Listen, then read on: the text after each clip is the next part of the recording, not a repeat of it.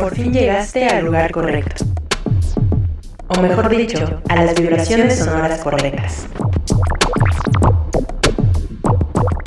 Has llegado a descargacultura.unam.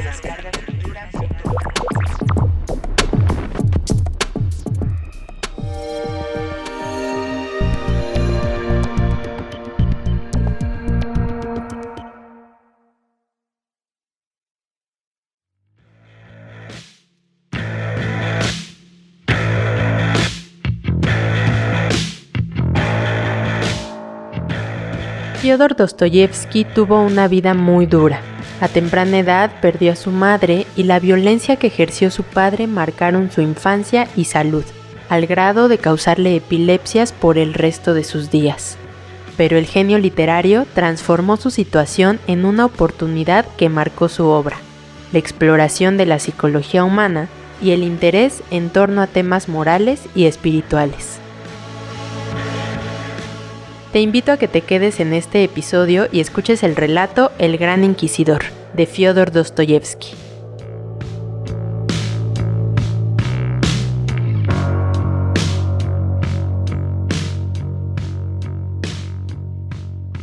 Lo que a continuación leeré, capítulo conocido como El Gran Inquisidor, constituye un fragmento del relato que refiere Iván Karamazov a su hermano Alyosha sobre un así llamado poema del cual Iván afirma: «Oh, no lo escribí. Nunca en la vida escribí un par de versos, pero pensé el poema y lo recuerdo. Con calor lo imaginé. Serás mi primer lector, es decir, oyente. ¿Por qué ha de perder un autor, aunque solo sea un único oyente? ¿Te lo cuento o no? Mi poema se titula El Gran Inquisidor». La acción se desarrolla en el siglo XVI, y entonces, como adrede, existía la costumbre de hacer intervenir en las obras poéticas a las potencias celestiales en las cosas de la tierra.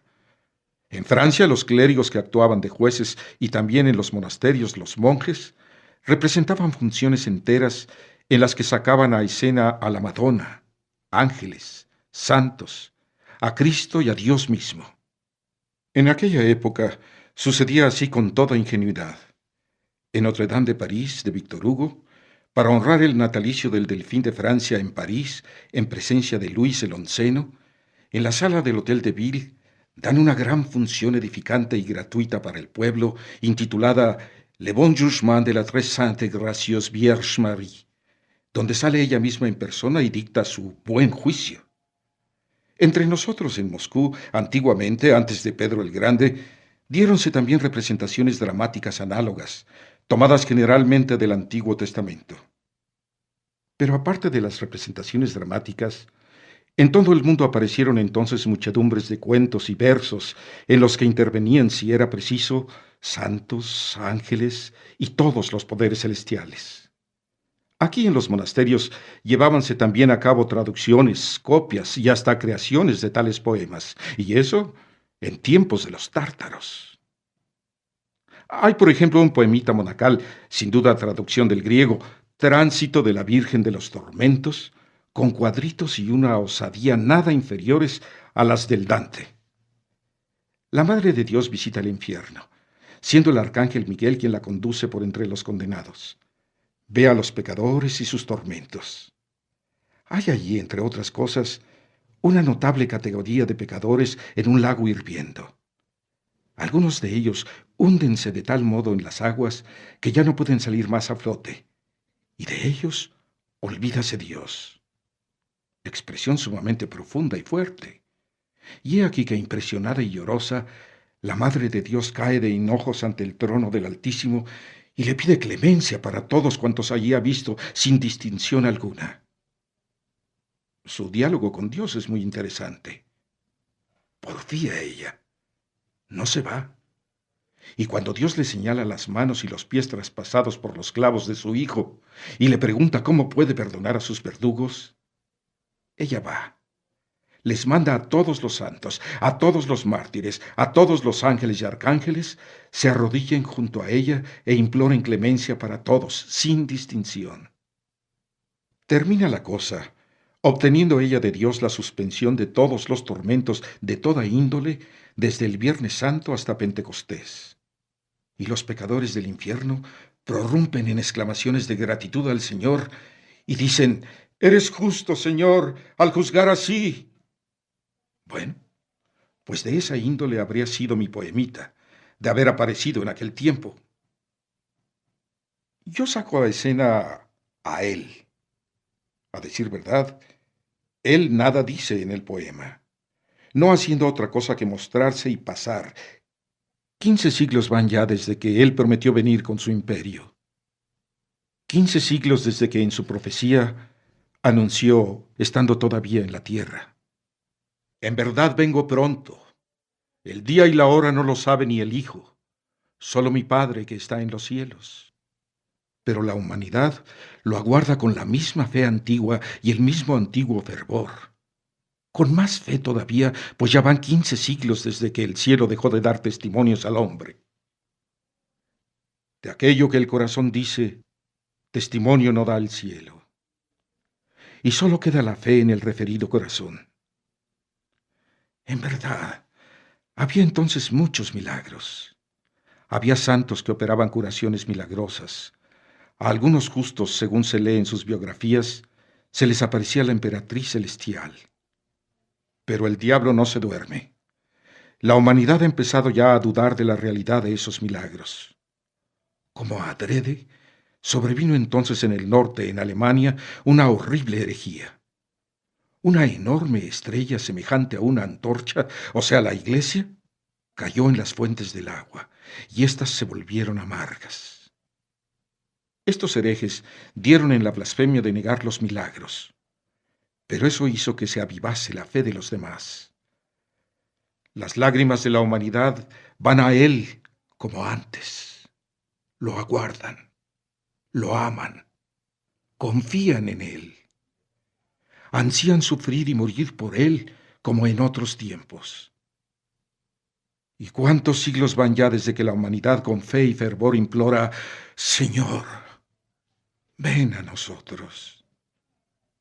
Tantos siglos ha que se le invoca, que él en su piedad incomparable dignóse descender hasta los que le imploraban. Había descendido y visitado ya antes a algunos justos, mártires y santos, viviendo estos todavía según en sus vidas está escrito. Entre nosotros, Tiuchev, profundamente creído de la verdad de sus palabras, anunció que, agobiado con la cruz y disfrazado de siervo, toda te ha reconocido, tierra mía, bendiciendo. Lo que irremisiblemente fue así, ya te contaré. Y he aquí que él se dignó descender por un momento hasta el pueblo que padece y sufre y peca desaforadamente, y de un modo infantil lo ama. La acción de mi poema se desarrolla en España, en Sevilla, en la época más horrible de la Inquisición, cuando, para honra de Dios, en aquella tierra ardían diariamente las hogueras y, en magníficos autos de fe, quemaban a los herejes.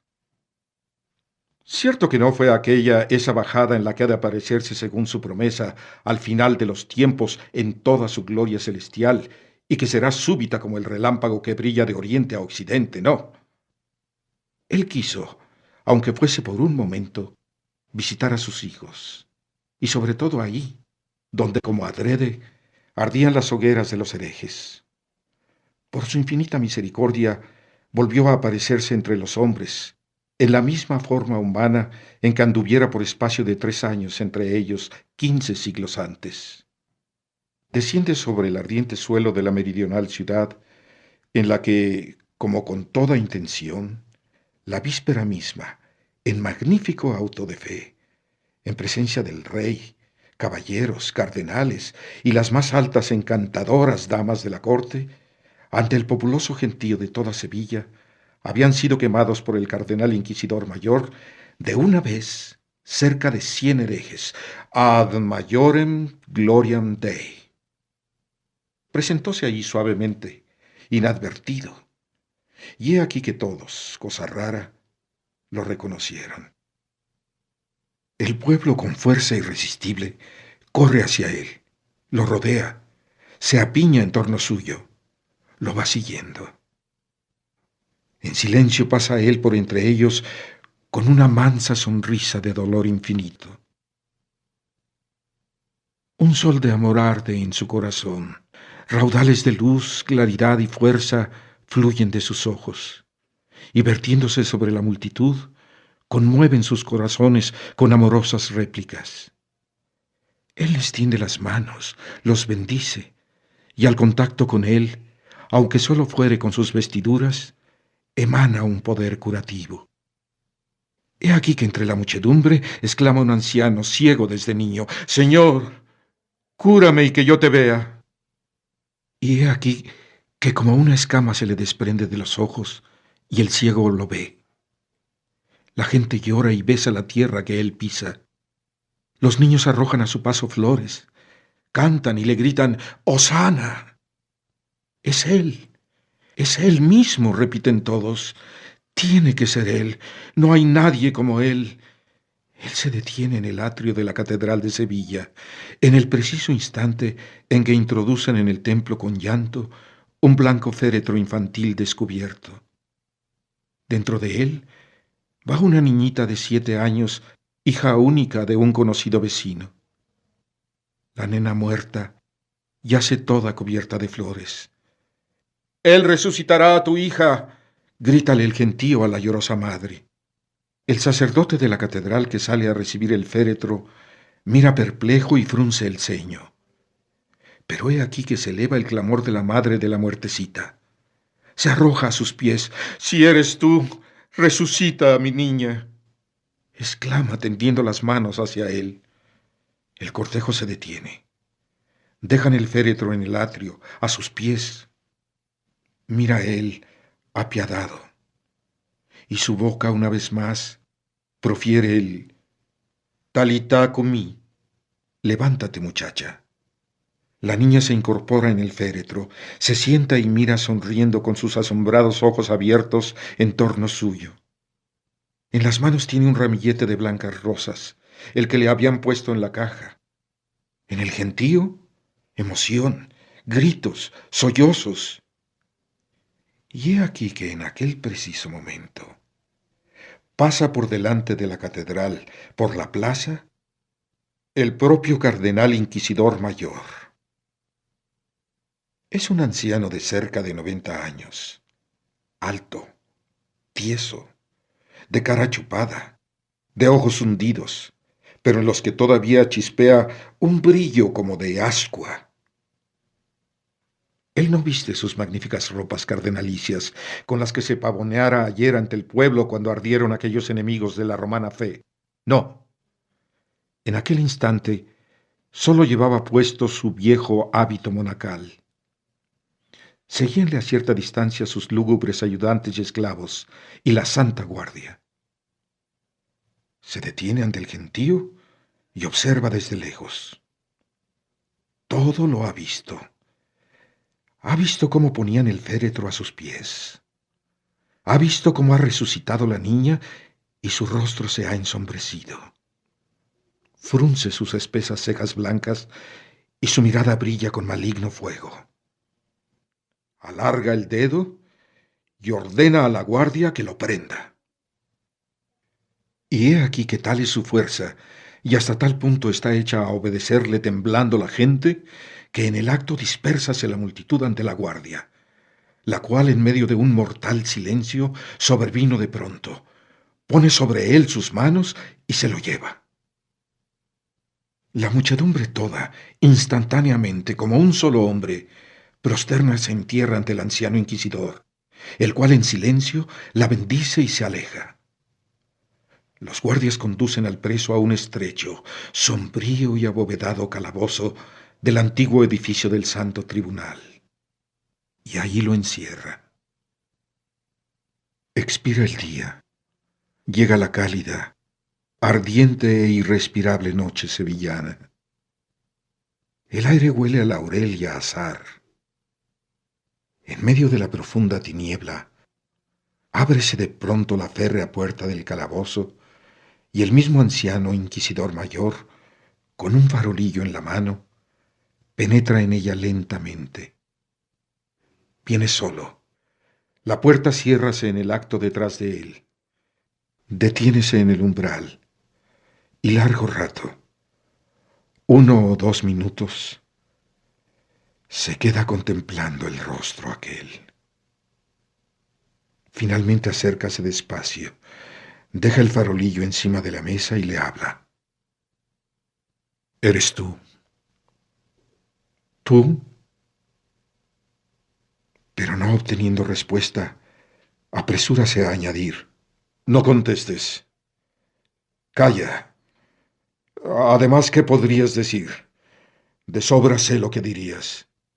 Y tampoco tienes derecho a añadir nada a lo que ya dijiste. ¿Por qué has venido a estorbarnos? ¿Por qué has venido a servirnos de estorbo? Harto lo sabes. Pero ¿sabes lo que va a pasar mañana? Yo no sé quién eres tú, ni quiero saberlo. ¿Eres él o solo una semblanza suya? Pero mañana mismo te juzgo y te condeno a morir en la hoguera como el peor de los herejes. Y ese mismo pueblo que hoy besaba tus pies, mañana a una señal mía, se lanzará a atizar el fuego de tu hoguera, ¿sabes? Sí, puede que lo sepas. Añadió con penetrante cavilosidad y sin apartar un instante sus ojos de los del preso. Una cosa es verdad. Se trata de un anciano de 90 años y bien pudiera haber perdido el juicio por su idea. El preso pudo haberle chocado por su aspecto. Podría ser también finalmente un sencillo delirio, una visión del anciano nonagenario ante la muerte, y exaltado además por el auto de fe del día antes en que ardieran 100 herejes. Aquí lo principal es únicamente poner de manifiesto al anciano, que por fin, a los 90 años, se desborda y dice lo que 90 años tuvo callado. El anciano mismo hace notar al preso que no tiene derecho a añadir nada de lo que ya una vez dijo.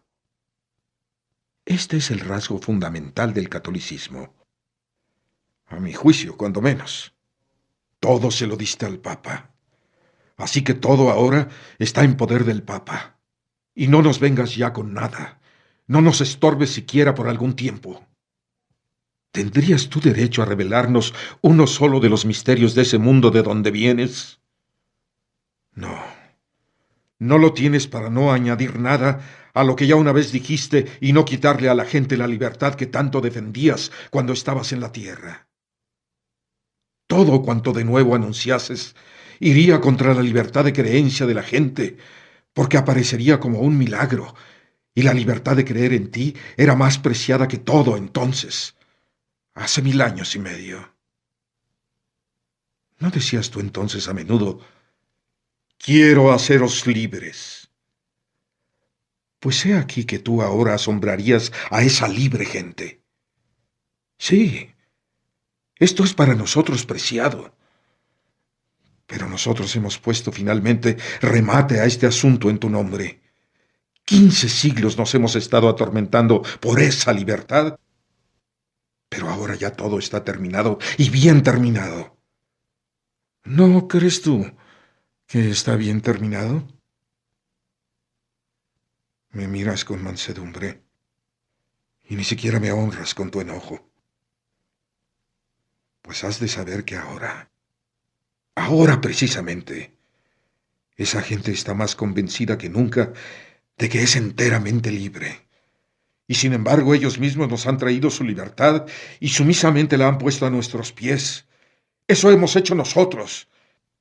Pero tú, ¿era esa la libertad que anhelabas?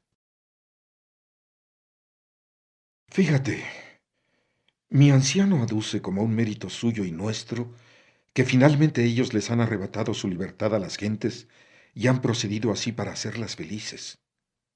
Y dice, porque ahora, refiriéndose sin duda a la Inquisición, es posible por primera vez pensar en la felicidad de las gentes. El hombre fue creado rebelde. ¿Es que los rebeldes pueden ser felices? Ya te lo advirtieron. No te faltaron advertencias e indicaciones, pero no hiciste caso de advertencias. Rechazaste el único camino por el que era posible hacer felices a las gentes. Pero por fortuna al morir, dejaste encomendada la cosa a nosotros.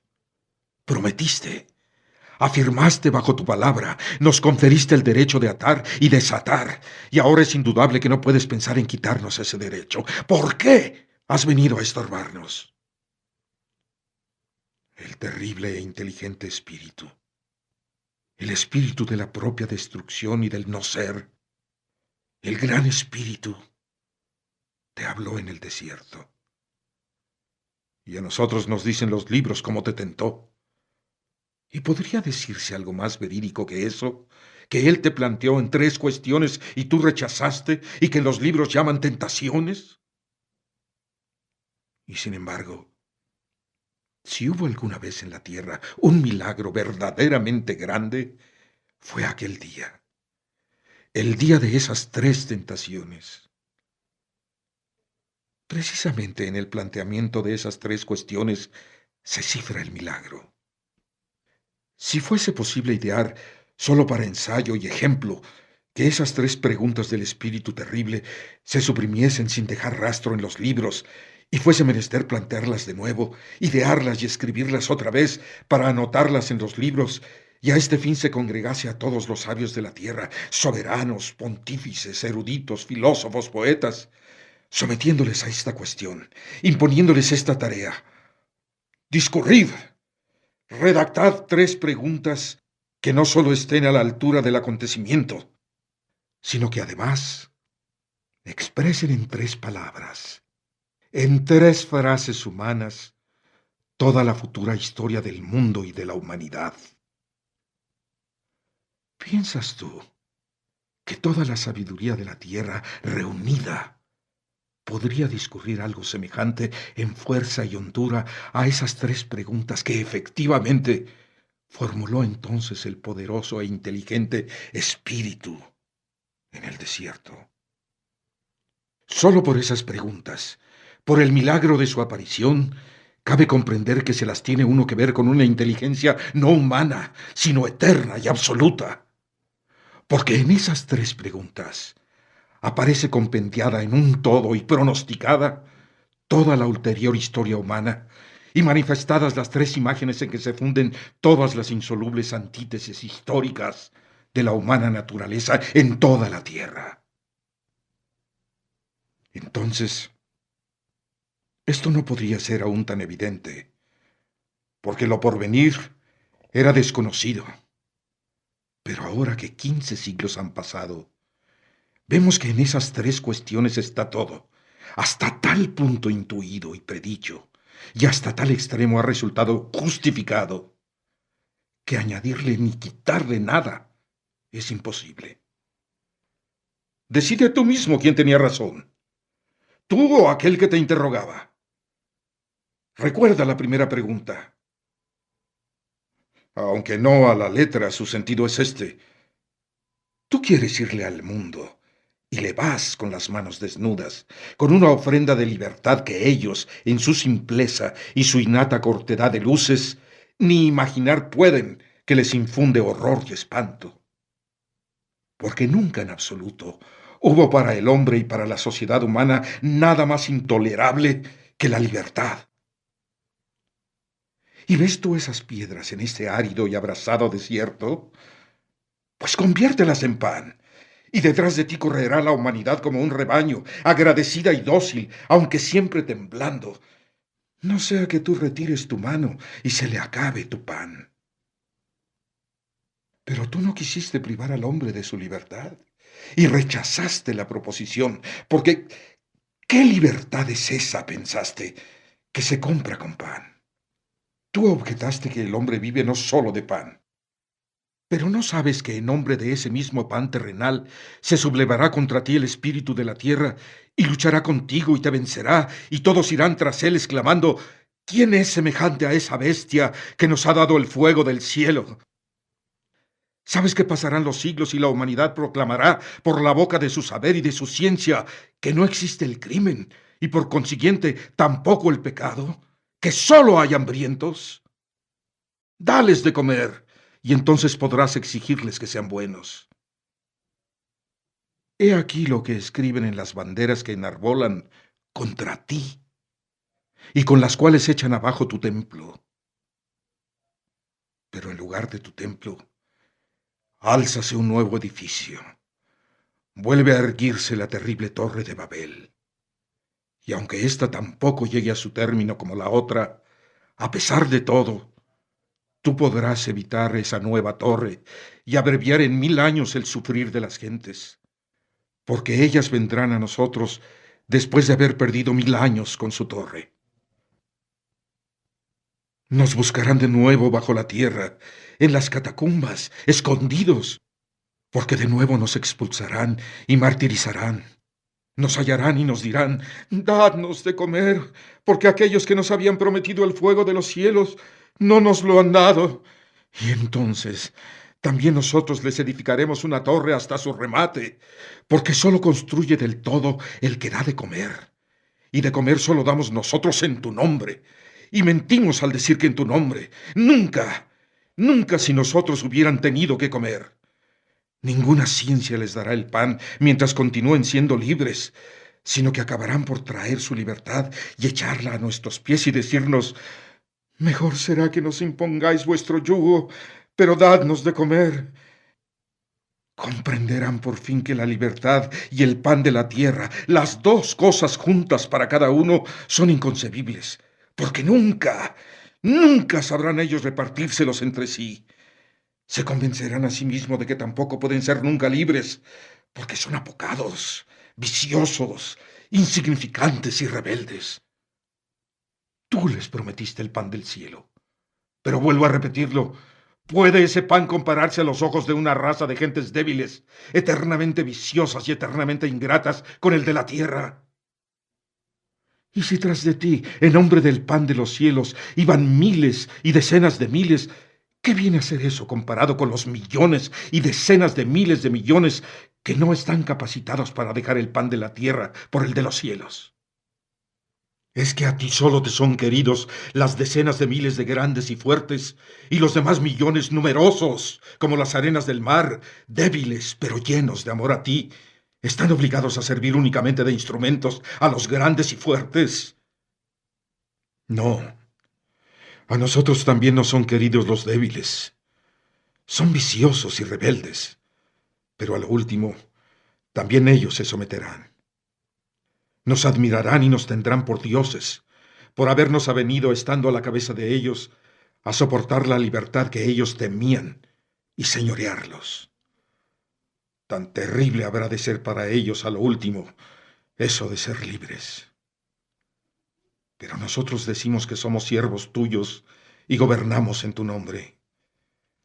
Volveremos a engañarlos, porque ya no te permitiremos que te nos acerques. En ese engaño se cifrará también nuestro dolor, porque nos veremos obligados a mentir. He ahí lo que significa esa primera cuestión del desierto. Y he aquí lo que tú rechazaste en nombre de la libertad, a la que pusiste por encima de todo.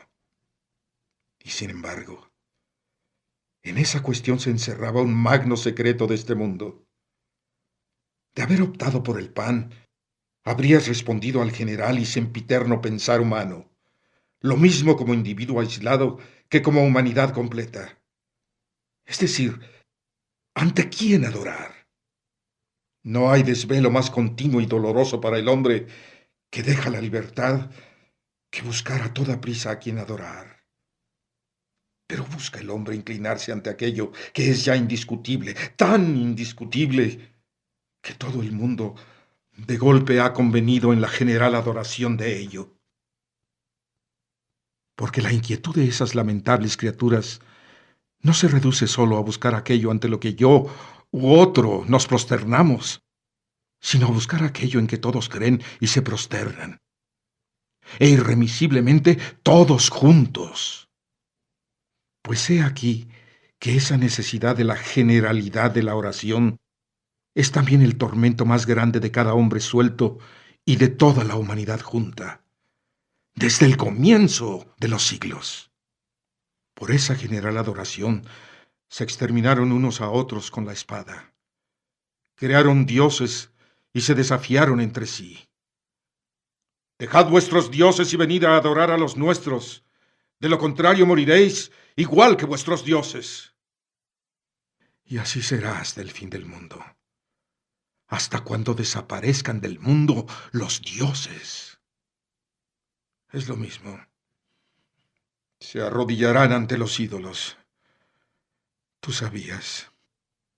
Tú no podías ignorar ese fundamental misterio de la naturaleza humana.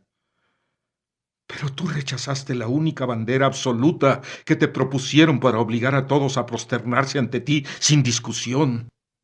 La bandera del pan de la tierra, y la rechazaste en nombre de la libertad y del pan de los cielos. Pero mira lo que además hiciste, y todo también en nombre de la libertad. Te digo que no hay para el hombre preocupación más grande como la de encontrar cuanto antes a quien entregar ese don de la libertad con que nace esta desgraciada criatura. Pero solo se apodera de la libertad de las gentes el que tranquiliza su conciencia. Con el pan te daban una divisa indiscutible. Da pan y el hombre se prosternará, porque no hay nada más indiscutible que el pan. Pero si al mismo tiempo alguien se apodera de su conciencia a espaldas tuyas, entonces dejará tu pan y correrá detrás de aquel que halaga su conciencia. En esto tenías razón. Porque el misterio de la vida del hombre no estriba solamente en el hecho de vivir, sino en vivir para algo. Sin una noción firme de para qué vive, el hombre no se resigna a vivir y se apresura a suprimirse antes que continuar en la tierra, aunque a su alrededor todos sean panes. Esto es así. ¿Y qué pasó? Pues que en vez de apoderarse de la libertad de los hombres, lo que hiciste fue encarcelársela más a sus ojos. ¿Es que te olvidaste de que la tranquilidad y hasta la muerte son más estimables para el hombre que la libre elección, con el conocimiento del bien y del mal? No hay nada más seductor para el hombre que la libertad de su conciencia, pero tampoco nada más doloroso. Y he aquí que en vez de firmes cimientos para la tranquilidad de la conciencia humana, de una vez para siempre, fuiste y cogiste todo cuanto hay de inusitado, enigmático e indefinido. Cogiste todo cuanto no estaba al alcance de los hombres, portándote así como si no amases a los hombres. ¿Y eso? ¿Quién lo hizo? Pues aquel que había venido a dar por ellos su vida. En vez de incautarse de la libertad humana, tú la aumentaste y cargaste con sus sufrimientos el imperio espiritual del hombre para siempre. Tú querías el libre amor del hombre para que espontáneamente te siguiese seducido y cautivado por ti, en vez de la recia ley antigua. Con libre corazón ha de decidir en adelante el hombre lo que es bueno y lo que es malo, teniendo por única guía tu imagen ante él. Pero es que no pensaste que acabaría rechazando y poniendo en tela de juicio tu propia imagen y tu verdad, si lo cargabas con peso tan terrible como la libertad de elección. Acabarán por decir que la verdad no está en ti, porque sería imposible sumirlos en un estado de agitación y tormento mayores que aquel en que tú los sumiste al dejarles tantas preocupaciones y enigmas insolubles. De esta suerte, tú mismo pusiste los cimientos para la destrucción de tu propio imperio. Y no culpes más a nadie de ello. Y sin embargo, ¿qué era lo que te proponías? Existen tres fuerzas, solo tres fuerzas en la tierra, capaces siempre de dominar y cautivar la conciencia de esos débiles rebeldes para su felicidad. Y esas fuerzas son milagro, misterio y autoridad. Tú rechazaste la una, y la otra, y la tercera, y diste ejemplo de ello. Cuando el terrible y sapientísimo Espíritu te elevó a lo alto del templo y te dijo: si quieres saber si eres hijo de Dios, tírate abajo, porque se ha dicho de aquel que los ángeles lo cogerán y lo sostendrán, y no caerá en tierra ni se destrozará, y demostrarás así cuánta es tu fe en tu Padre. Pero tú, después de oírlo, rechazaste la proposición. No accediste a ella y te tiraste. Oh, sin duda que te condujiste en eso de un modo orgulloso y magnífico, como Dios. Pero los hombres, esa débil raza rebelde, ¿son acaso dioses? Tú comprendiste entonces que al dar un solo paso, con solo que hicieras ademán de tirarte abajo, en el acto habrías tentado a Dios y perdido en él toda tu fe. Te hubieses estrellado en la tierra que habías venido a salvar, y habríase alborozado el inteligente espíritu que te había tentado. Pero lo repito, hay muchos como tú. Y es que tú tampoco en el fondo puedes admitir ni por un minuto que también los hombres puedan resistir tentación semejante. Es que la naturaleza del hombre es de tal índole como para rechazar el milagro y que en momentos tan terribles de la vida, momentos de las más pavorosas, fundamentales y torturantes cuestiones espirituales, haya de quedar abandonado a la libre resolución de su corazón. Tú sabías que tu hazaña se perpetuaría en los libros, que alcanzaría las honduras del tiempo y los últimos límites de la tierra, y te hiciste la ilusión de que al seguirte a ti, también el hombre se volvería Dios y no habría menester del milagro. Pero tú sabías que en cuanto el hombre rechaza el milagro, inmediatamente rechaza también a Dios, porque el hombre busca no tanto a Dios como al milagro. Y no siendo capaz el hombre de quedarse sin milagro, fue y se fraguó él mismo nuevos milagros, y se inclinó ante los prodigios de un mago o los ensalmos de una bruja, no obstante ser 100 veces rebelde, herético y ateo. Tú no bajaste de la cruz cuando te gritaron, baja de la cruz y creeremos que eres tú. Tú no desentiste tampoco, porque también entonces rehusaste subyugar al hombre por el milagro y estabas ansioso de fe libre. No por el milagro ansiabas libre amor, y no por el fervor servil, involuntario, obtenido mediante la fuerza, amedrentándolos de una vez para siempre. Pero también ahí juzgaste demasiado altamente a los hombres, pues sin duda son serviles, aunque también por naturaleza rebeldes. Mira y juzga. 15 siglos han pasado. ¡Anda! ¡Míralos! ¿A quién elevaste hasta ti? Te lo juro. El hombre es una criatura más débil y baja de lo que tú imaginaste. Es posible. Es posible que él hiciera lo que tú. Al estimarlo en tanto, tú te condujiste como si dejases de compadecerlo, pues le exigías demasiado. Tú, aquel que lo amaba más que a sí mismo, de haberlo estimado en menos, menos también le hubieses exigido. Y esto habría estado más cerca del amor, porque más leve habría sido su peso. Él es débil y ruin. ¿Qué significa el que ahora, en donde quiera, se rebele contra nuestro poder y se ufane de su rebelión? Es la rebeldía de un niño, de un colegial. Son chicos díscolos que se sublevan en la clase y echan de ella al profesor. Pero ya se les acabarán los bríos a los muchachos, y caro les costará su desplante. Destruyen los templos y manchan de sangre la tierra. Pero comprenderán finalmente esos chicos estúpidos que aunque sean unos rebeldes, son unos rebeldes de poca fuerza, que no pueden mantener sus desplantes. Derramando estúpidas lágrimas, reconocerán por fin que el que los crió rebeldes, sin duda quiso burlarse de ellos. Lo dirán así, de puro desesperados. Y lo dicho por ellos será una blasfemia. Una blasfemia que los hará aún más desdichados.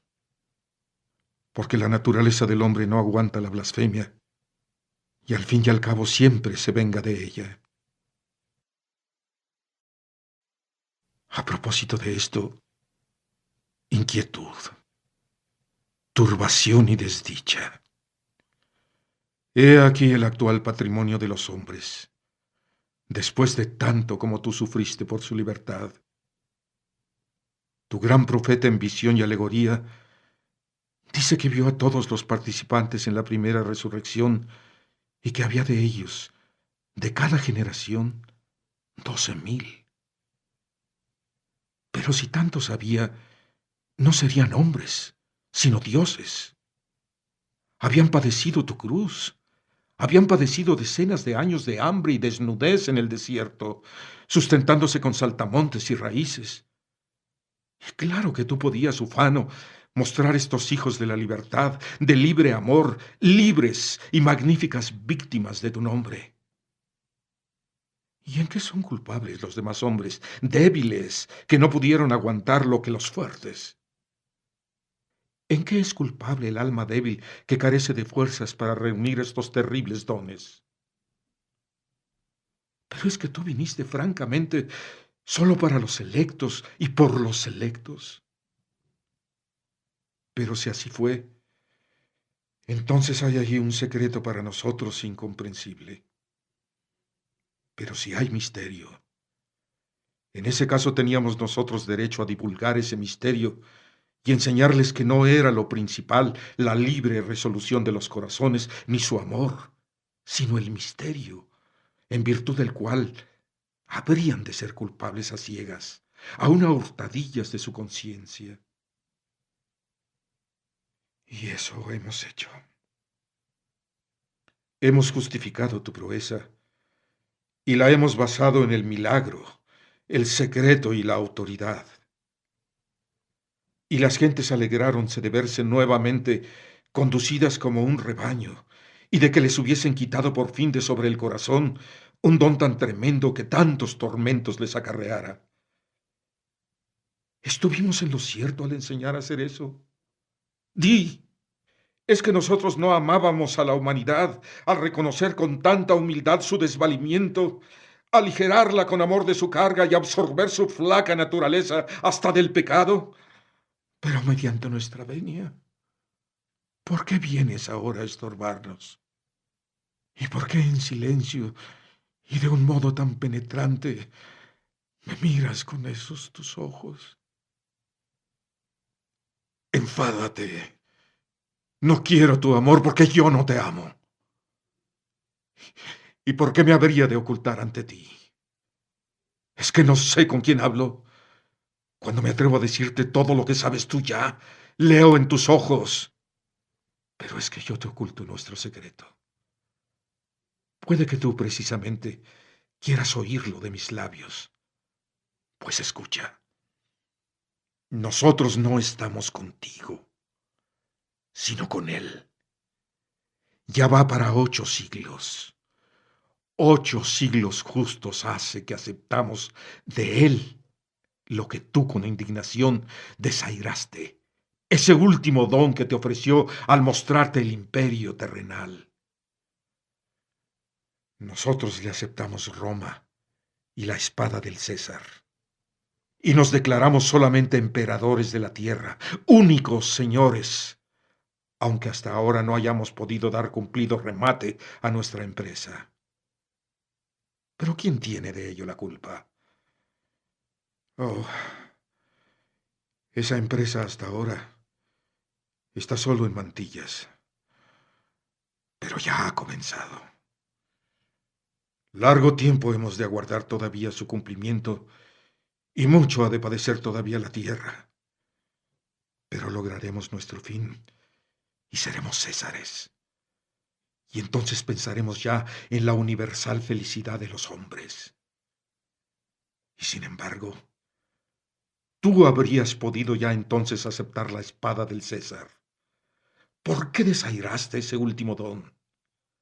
Si hubieras seguido ese tercer consejo del poderoso Espíritu, habrías realizado cuanto el hombre busca en la tierra, a saber, a quién adorar, a quién confiar su conciencia y el modo de unirse todos finalmente en un común y concorde hormiguero.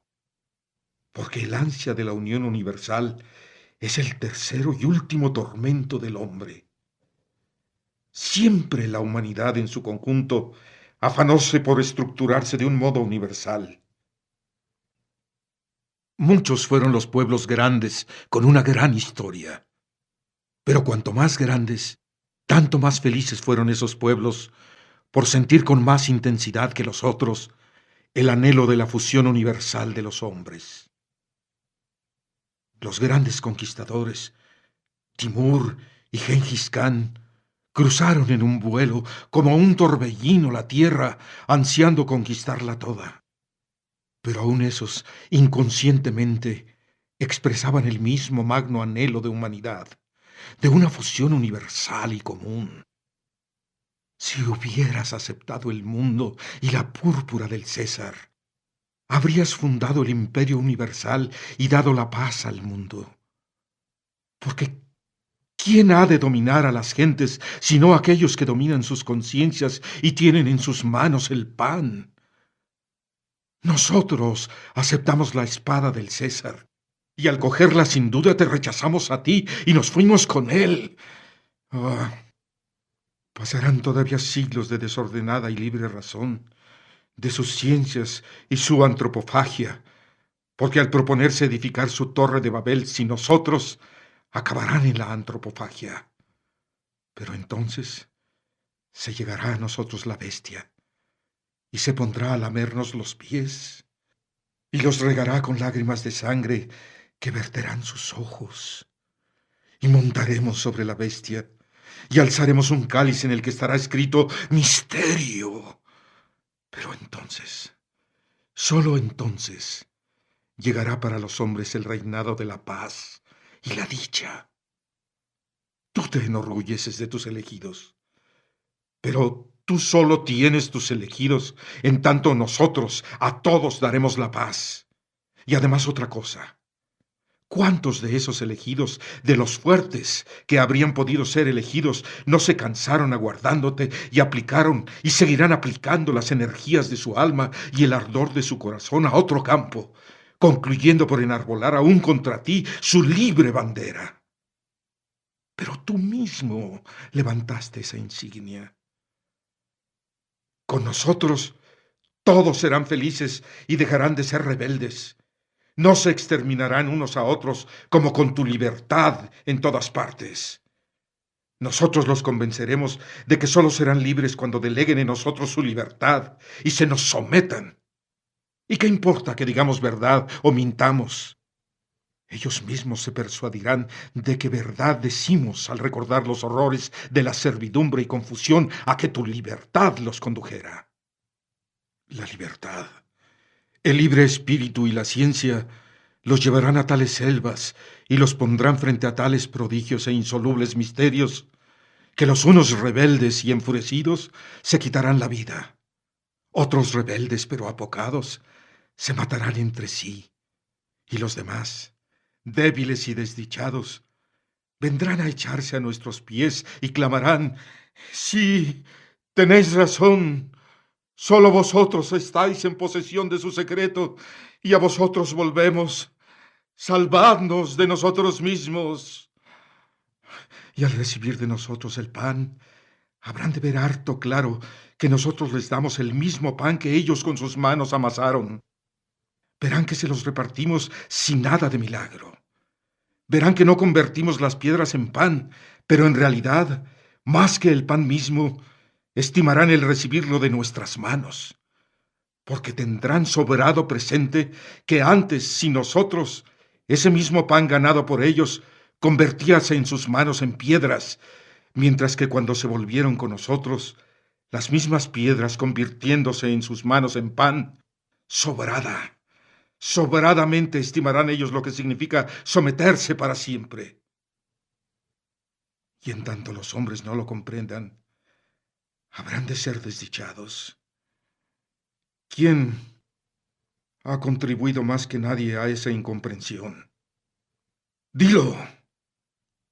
¿Quién desbandó el rebaño y lo desparramó por senderos desconocidos? Ah, pero el rebaño volverá a reunirse y otra vez se someterá, y ya para siempre. Entonces, nosotros le proporcionaremos la felicidad mansa, apacible, de los seres apocados como ellos. Nosotros les persuadiremos finalmente a no enorgullecerse, porque tú los levantaste y así les enseñaste a enorgullecerse. Les demostraremos que carecen de bríos, que son tan solo niños dignos de lástima, pero que la felicidad infantil es la más gustosa de todas. Se volverán tímidos y nos mirarán, y se apretujarán a nosotros con miedo, como los polluelos a la gallina. Se asombrarán de nosotros, nos tendrán miedo y se envanecerán de vernos tan poderosos y sabios como por haber podido amansar un rebaño de miles de millones. Se echarán a temblar decaídos ante nuestra cólera. Se volverán tímidos. Los ojos se les tornarán propensos al llanto, como los de los niños y las hembras. Pero qué fácilmente, a una señal nuestra, pasarán a la alegría y risa, al claro alborozo y a las felices tonadillas y canciones infantiles. Sí, nosotros les obligaremos a trabajar, pero en las horas de asueto ordenaremos su vida como un juego de chicos, con infantiles canciones, coros e inocentes bailes. Los absolveremos de sus pecados. Son débiles y sin bríos, y nos amarán como niños por consentirles pecar. Les diremos que todo pecado será redimido si lo cometieron con nuestra venia. Les permitiremos pecar porque los amamos. El castigo de tales pecados cargaremos con él, y ellos nos idolatrarán como a bienhechores que respondemos de sus pecados delante de Dios. Y no tendrán secreto alguno para nosotros. Les consentiremos o les prohibiremos vivir con sus esposas y queridas, tener o no tener hijos, todo contando con su obediencia, y ellos se nos someterán con júbilo y alborozo. Los más penosos secretos de conciencia, todo nos lo traerán, y nosotros les absolveremos de todo, y ellos creerán en nuestra absolución con alegría, porque los librará de la gran preocupación y las terribles torturas actuales de la decisión personal y libre. Y todos serán dichosos. Todos esos millones de criaturas, excepto los 100,000 que sobre ellos dominen. Porque solo nosotros, los que guardaremos el secreto, solo nosotros seremos infelices. Habrá miles de millones de seres felices y 100,000 que padecerán, que habrán cargado con la maldición de la ciencia del bien y del mal. Dulcemente morirán ellos, dulcemente se extinguirán en tu nombre, y más allá de la tumba solo hallarán la muerte.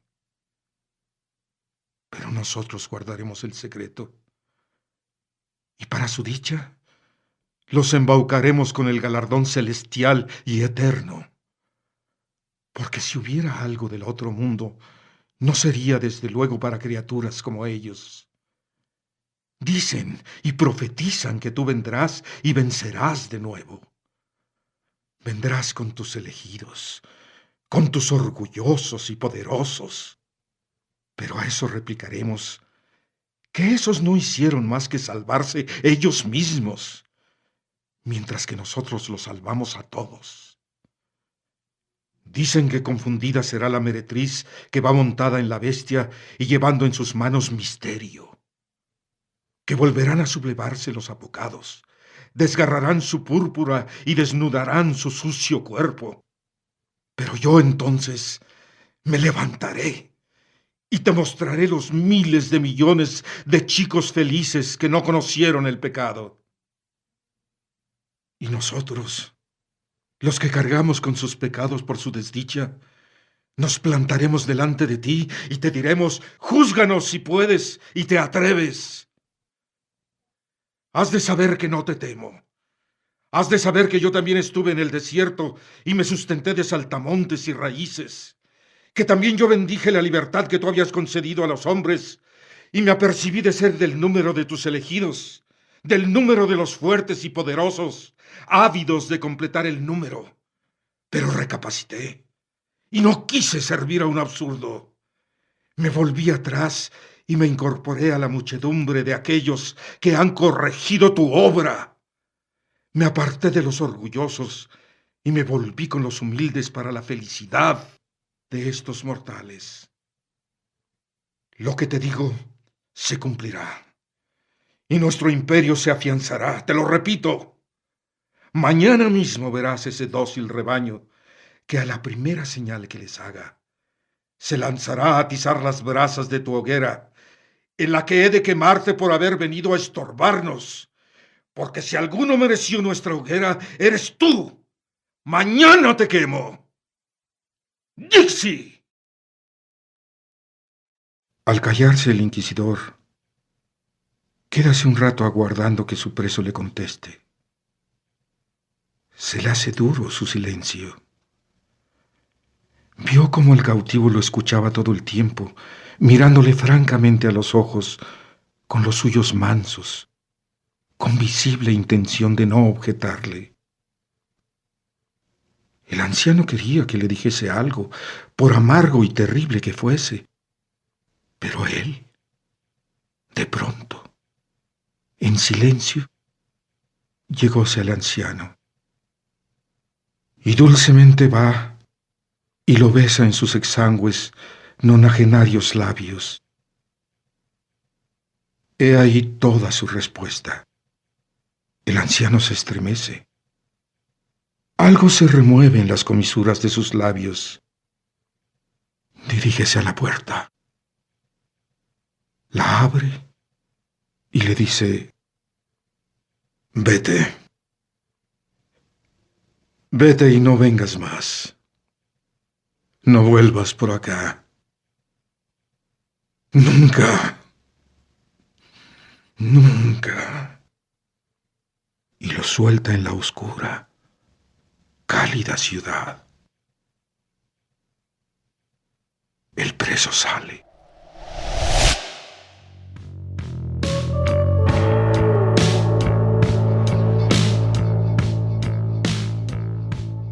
La lectura de El Gran Inquisidor de Fyodor Dostoyevsky está a cargo de Gilberto Pérez Gallardo. Espero que hayas disfrutado este relato. Recuerda que en descargacultura.unam.mx encuentras más literatura universal, pero también poesía, teatro, música, ciencia y mucho más. Te espero en el próximo episodio, en el que podrás escuchar la conferencia sobre naturaleza humana y libertad, impartida por Juliana González. No te lo pierdas.